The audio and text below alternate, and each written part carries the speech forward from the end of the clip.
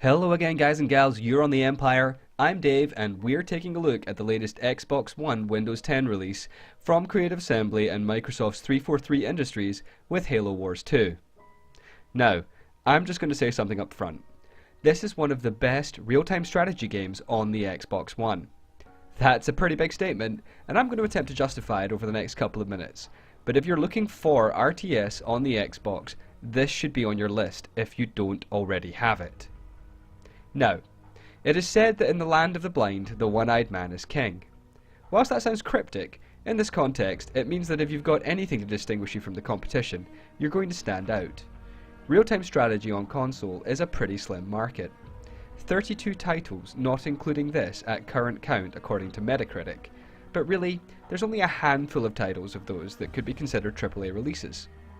Less than half of the current first-person shooter count, which sits at 75 titles.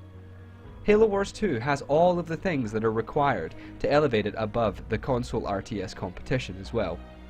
Strong storyline with a familiar ensemble in the UNSC and Covenant forces, and some interesting game modes that mix up elements of MOBA and trading card games such as Hearthstone, which I will be touching upon in this review. The story is that the UNSC ship, Spirit of Fire, awakens from cryosleep at a forerunner structure known as the Ark. They go down to explore a strange signal and find themselves encountering a Covenant group known as the Banished, led by the brute Atriox. Far away from UNSC-controlled space, they've got no choice but to take the fight to the Banished, who have been setting up shop on the Ark and trying to unravel its mysteries. The storyline offers a solid introduction to the controls, elements and units that you'll have at your disposal, walking you through base building and unit management. If you've played any Halo games before, you'll quickly recognise the vehicles and soldier types that you can deploy onto the map. Missions are interspersed with high-quality CG cinematics, and the story itself is a good addition to the Halo canon, even though it doesn't involve the Master Chief. One thing that you'll spend some time doing is getting to grips with your controls. RTS and control pad doesn't seem to be a logical fit.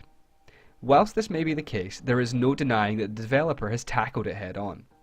Things like control groups being assigned to D-pad controls, and all visible unit selection, and quickly being able to flick your view to your base, they're all mapped out and accessible via either single or two-button combos. Whilst it's true that it can't offer the flexibility of the mouse and keyboard controls, which are common for RTS titles on the PC, it definitely works, and with a little bit of training and patience, it works pretty well.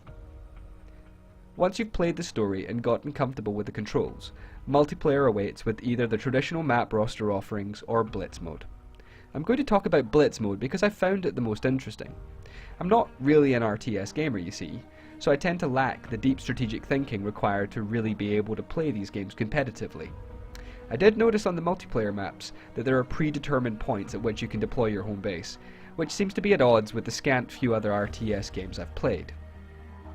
Blitz mode involves controlling 3 capture zones. You start scoring when you control 2 or more, and the first to 200 points wins. You also have a card deck to call in units into the field when you're in game. You have different commanders which have different playstyles, and winning yields points which can be spent on booster card packs. A negative here is that booster packs can also be bought with real money, which could trigger a few players. It's an interesting mix between MOBA, RTS and CCG games. I enjoyed it. I wasn't very good at it, but I could see myself getting into it. With each commander, you've got options to build and customize the decks that they have, and that really hits my inner CCG nerd in quite a big way. Once you're out on the field, there's definitely an element of luck to your draws, but that's part of the game's style in my opinion. In summary, if you're looking for a good console RTS, check out Halo Wars 2. If you're a Halo veteran, it's got the added bonus of being an interesting new way to play in the Halo universe. I don't think it's going to be able to quite go toe-to-toe with some of the PC titans of the RTS genre, but I have to commend 343 and Creative Assembly for being able to successfully realise a console RTS and being able to deliver a very playable product with the limitations that control pads bring to the genre. For me, this gets a 7.5 out of 10. Thanks for listening. This was Dave.